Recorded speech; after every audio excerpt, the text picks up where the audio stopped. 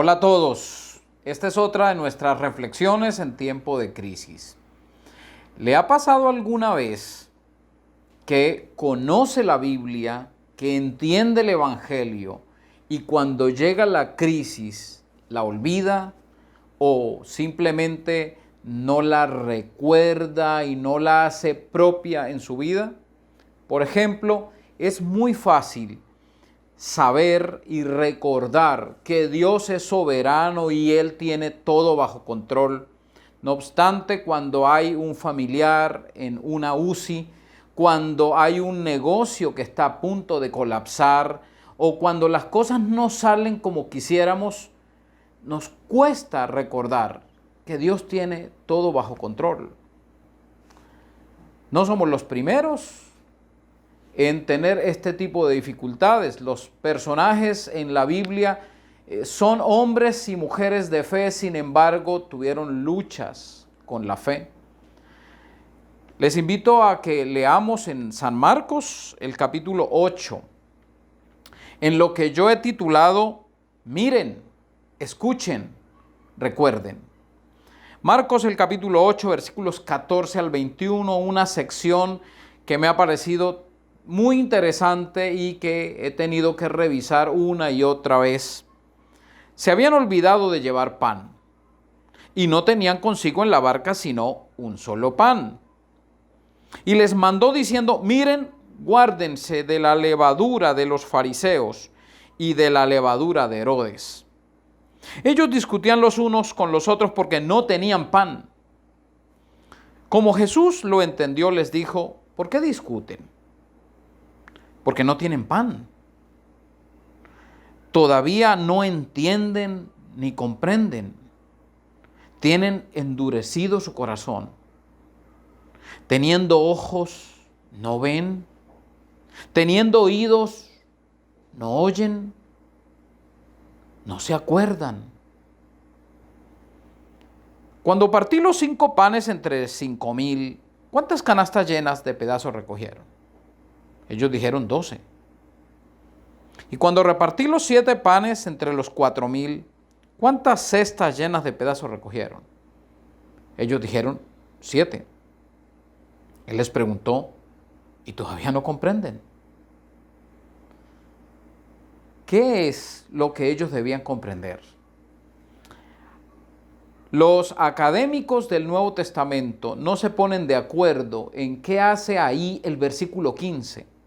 Algunos dicen: no, eso fue un añadido posterior al Evangelio del Marcos del primer siglo. Eso lo pusieron después y nadie entiende por qué.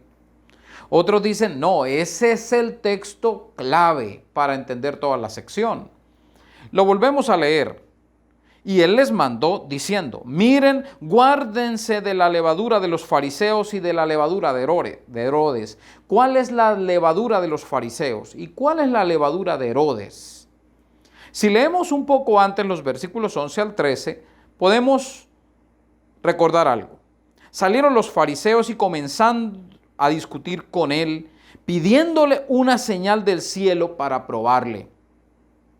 Él suspiró profundamente en su espíritu y dijo: ¿por qué pide esta generación una señal? De cierto les digo que a esta generación no se le dará ninguna señal. Y dejándolos volvió a entrar en la barca y cruzó a la otra orilla. Aquí están los fariseos, de quienes Jesús dice a sus discípulos: guárdense de la levadura de ellos. ¿Qué es lo que hacen los fariseos? Ellos piden una señal del cielo. Es posible que ellos le estuvieran pidiendo a Jesús: mira, si tú quieres que creamos en ti, entonces que el cielo se abra, que bajen truenos, que pase algo de lo que pasaba cuando estaba Eliseo o cuando Moisés con las nubes, con el fuego, es decir, que veamos algo que nos deje sin dudas. No obstante, el Señor ya les había mostrado de muchas maneras que Él era el Mesías.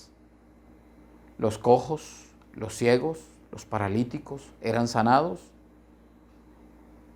Los de espíritu inmundo eran liberados. Y aún así, ¿qué decían los escribas y fariseos? Lo hace en nombre de Belcebú. Él levantó a la hija de Jairo y Él les mostró de 1001 maneras que Él era el enviado del cielo. Y aún así no creían. La levadura de los fariseos es que, conociendo las Escrituras, no vieron que se estaban cumpliendo en Jesús. La levadura de los fariseos es que, a pesar de ver, pedían más para llenar su apetito de señales, de milagros. La levadura de los fariseos era que conocían todas las promesas, las profecías del Antiguo Testamento con relación al Mesías, pero no se acordaban de ellas. Cuando llegaba Jesús, veían a alguien que se les estaba oponiendo y que tal vez les estaba quitando el poder sobre el pueblo, porque tenían el corazón endurecido. Pero ahora Jesús se monta en la barca con sus discípulos y les dice: miren, cuídense, guárdense, tengan cuidado con la levadura de los fariseos y de Herodes. Y quiero proponerles dos cosas aquí. Hay dos maneras en que esto se puede leer. Y les voy a compartir un resumen de lo que varios académicos han dicho con relación a esto. Cuando el Señor en el versículo 18 dice: teniendo ojos no ven, teniendo oídos no oyen, no se acuerdan.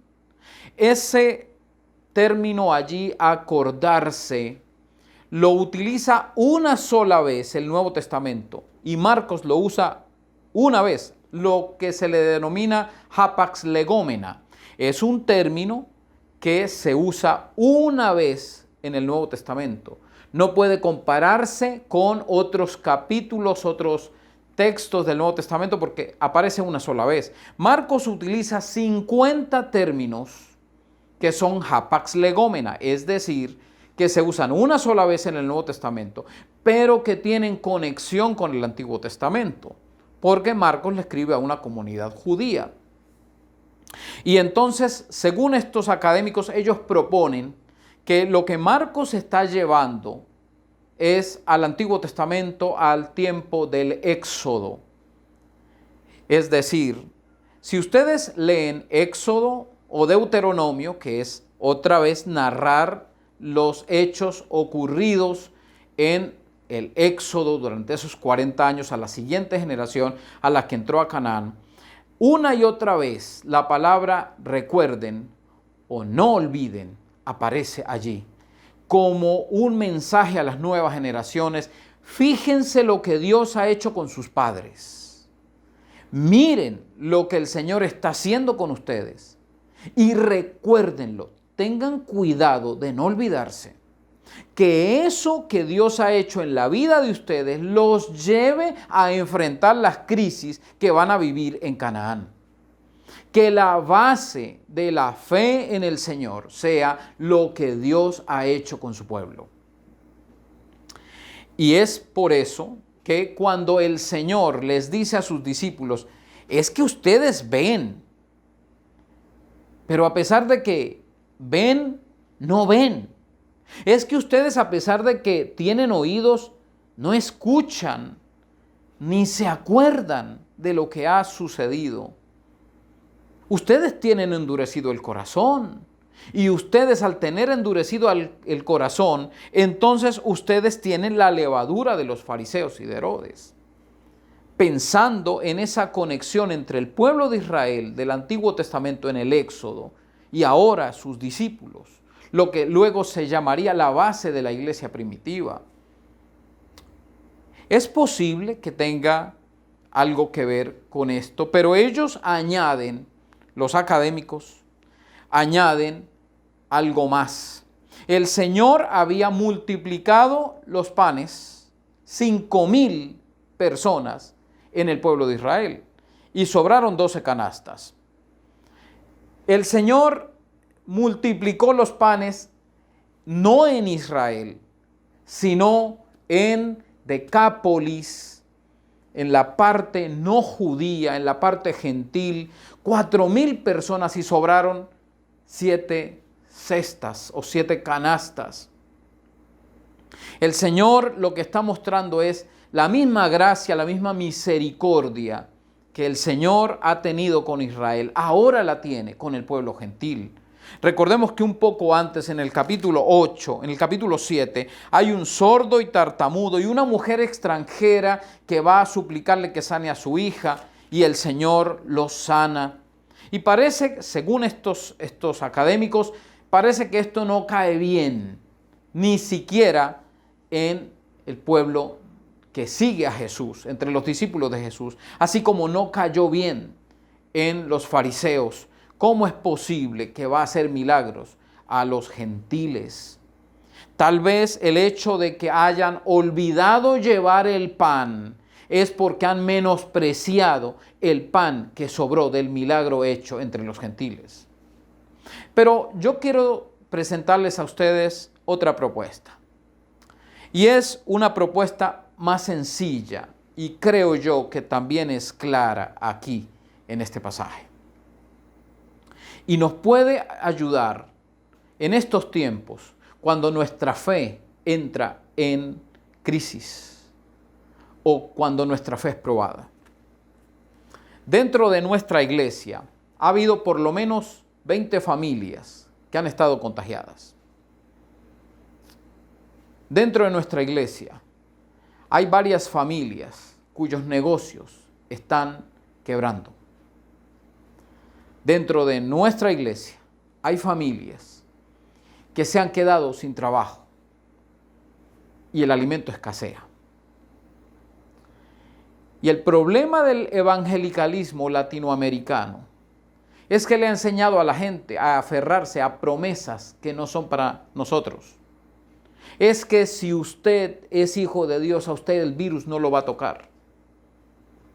Y por eso lo dice en el Salmo 91, ni mal ni plaga tocará tu morada.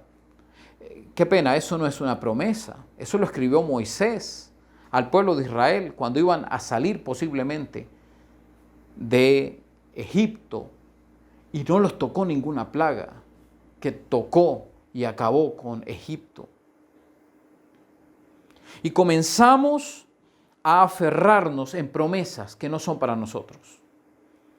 Y la fe entra en crisis cuando hay contagios dentro de la iglesia. Es que la crisis no va a tocar a las familias cristianas, sin embargo, cuando la crisis financiera llega a las familias de la iglesia, entonces la fe entra en un choque, en una crisis. Y es posible, y aquí quiero explicarles de otra manera este pasaje, de una manera más sencilla. Ya ellos habían visto cómo el Señor de los panes y los pececillos en Israel había alimentado a más de 5,000 personas. Y luego 4,000 personas fueron alimentadas con algunos pececillos también. Ellos habían visto a un Jesús que multiplicaba, a un Jesús que proveía para las necesidades de los que lo seguían. Ellos tenían que ver que ese Jesús que estaba allí, el Hijo de Dios, el Mesías, estaba a cargo de sus vidas y que Él no permitiría que ninguno de ellos colapsara. Y ellos entran a la barca, después de dejar los 4,000, se les olvidó el pan y tenían un pan para, supongamos que iban los 12, un pan para 12 o 13 con Jesús. Si 5 panes y 2 peces alcanzaron para 5,000 y 7 pececillos alcanzaron para 4,000, un pan alcanzaría para 13 con Jesús a bordo. Y tal vez al darse cuenta de que se les había quedado el pan, dijeron, ¿y ahora qué vamos a hacer? ¿Con qué vamos a comer? Vuelvo a leer el versículo 14. Se habían olvidado de llevar el pan y no tenían consigo en la barca sino un pan. Versículo 16. Ellos discutían los unos con los otros porque no tenían pan. Y Jesús en medio les dice, guárdense de la levadura de los fariseos y de Herodes. En otras palabras, ustedes tienen ojos y vieron cómo yo multipliqué 5 panes y 2 peces para más de 5,000. Y con sus ojos ustedes vieron que yo multipliqué 7 pececillos para 4,000. Y ahora ustedes están desconfiando de que un pan no va a alcanzar para 13. Y por eso el Señor los exhorta y les dice, ustedes tienen ojos y no ven. Ustedes tienen oídos y no escuchan. ¿Qué era lo que el Señor había dicho una y otra vez? Que nada les iba a faltar y Él había venido a traer el Evangelio. El reino de Dios se ha acercado y cuando envía a sus discípulos le dice, miren, no lleven ni bolsa ni alforja, no lleven nada de eso. Es decir, confíen en el Dios que provee. Podríamos recordar el llamamiento de Pedro también. Pedro estaba pescando toda la noche y no pescó nada. Sin embargo, el Señor le dice, ve y boga mar adentro a la hora que no iba a pescar, que no era lógico que pescara. Sin embargo, llenó 2 barcas de peces. El Señor diciéndole, mira, no te preocupes, que de aquí en adelante yo voy a estar a cargo de tu vida. Pedro podía estar seguro de que nada le iba a faltar y que se iba a dedicar a pescar hombres sin que le faltara lo que necesitaba. Hermanos, hermanas, tenemos que recordar una vez más esta instrucción. El ser cristiano no nos debe llevar a pensar que no vamos a entrar en crisis de fe, en crisis económica, en crisis familiares, en crisis de salud. Podemos enfermarnos. Nuestra empresa, nuestro negocio puede estar a punto de quebrar. Nuestro familiar puede estar hospitalizado. Puede haber crisis en muchos sentidos, de muchas maneras. Pero la invitación es, vean lo que el Señor ha hecho en sus vidas. Escuchen. Es una invitación a escuchar al Señor en su palabra. Porque cuando tenemos crisis queremos llamar a todo el mundo y contarles y llorar con todo el mundo. Y escuchar a nuestros amigos, a nuestros hermanos que nos aconsejan, que nos den aliento. Y esto es bueno, hermanos, pero hay algo mejor. ¿Por qué no acercarnos a la palabra y escuchar la voz de Él que nos alienta en medio de cualquier situación? ¿Por qué no ir y ver los lamentos de los salmos que terminan por lo general con esperanza? ¿Por qué no ver lo que el Señor ha hecho en nuestra vida? ¿Por qué no leer y escuchar el consejo de Dios que nos da esperanza y fortaleza? Y lo tercero y tan importante es, vea, escuche y recuerde. Y es un ejercicio que todos los cristianos debemos hacer. Y era un ejercicio que los discípulos debían hacer. Ellos debían recordar. El Señor les estaba diciendo, miren, si yo ya les he provisto, ¿por qué desconfían ahora cuando tienen solo un pan? Si yo les he mostrado que ustedes no se han quedado sin lo necesario, ¿por qué ahora van a temer de que lo necesario puede faltarles? Es una invitación a recordar lo que el Señor ha hecho. Y es así como nosotros debemos tener como un ejercicio disciplinario el recordar. Yo recuerdo cuando era hijo de un pastor que no tenía dinero. Y yo recuerdo cada vez que mi papá oraba y llegaba el alimento a través de un hermano, a través de un inconverso, a través de cualquier persona.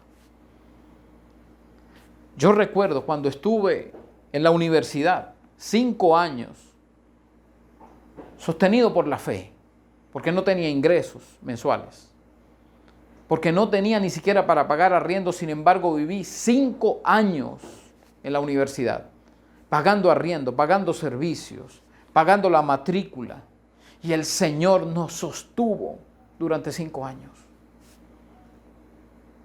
Es por eso que yo puedo mirar a mi esposa y decirle: amor, todo esto nos puede faltar, pero el Señor no. El Señor no nos va a faltar. Aunque nos quedáramos sin salario, aunque nos quedáramos sin carro, aunque nos quedáramos sin ingresos, el Señor es fiel. Yo creo en un Dios fiel. ¿Y qué me lleva a creer en un Dios fiel? Mirar hacia atrás y recordar cómo el Señor me ha provisto de manera maravillosa, sorprendente. El mes pasado fue un mes cargado de enfermedad para nosotros, para nuestra familia. Yo estuve enfermo, sin poder salir, aislado de mi casa. Pero mi esposa y yo somos testigos de cómo el Señor nos proveyó a través de personas que no esperábamos. Nos proveyó de medicina que nos llegaba al apartamento, ahí afuera en portería nos dejaban medicina, nos dejaron mercado. Incluso si nosotros no lo necesitamos, recibimos el amor de muchas personas, el amor del Señor. Es recordar eso lo que me lleva a mirar adelante y decir: el Señor no me ha faltado, el Señor no me va a faltar. Y las pruebas pueden venir, claro que sí pueden venir. Y la enfermedad puede venir, claro que sí puede venir. Y la escasez puede venir, claro que puede venir.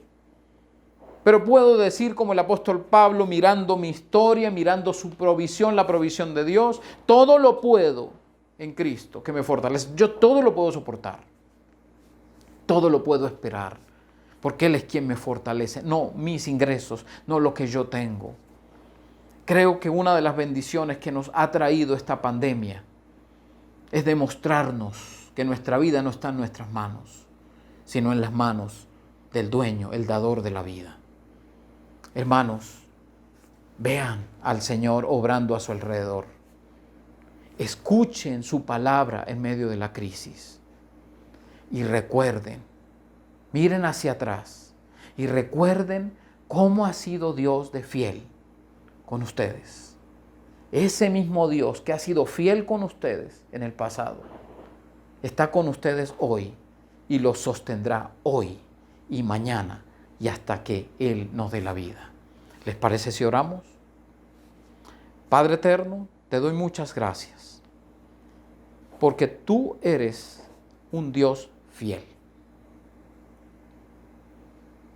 Y porque tu fidelidad no depende de la nuestra. Gracias, Señor, porque el hecho de estar vivos en medio de una pandemia es una muestra visible de que tú eres real. Porque yo puedo ver a mi alrededor y puedo notar tu mano poderosa respaldando, guiando y protegiendo. Señor, y gracias porque yo puedo ir a tu palabra y encontrar un consejo eficaz para mi vida en cualquier circunstancia. Y gracias porque yo puedo mirar atrás y recordar cuánto has hecho tú por mí y cuánto me has sostenido y cuánto amor he recibido de tu parte. Señor, gracias porque podemos ver, escuchar y recordar. Y en medio de cualquier circunstancia podemos encontrar tranquilidad.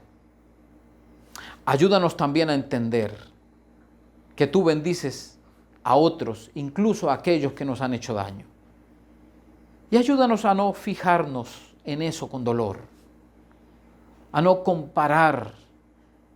¿Por qué tú bendices a aquellos que me han hecho daño y a mí no? Permite que podamos dejar de mirar a esas personas que nos han hecho daño mirarlos con dolor y con ira y con resentimiento. Y poder mirarte a ti y mirar que tú envías la lluvia sobre buenos y malos y alabarte a ti por eso. Bendícenos, Señor, bendice a tu iglesia hoy y siempre en Jesucristo. Te lo pedimos. Amén.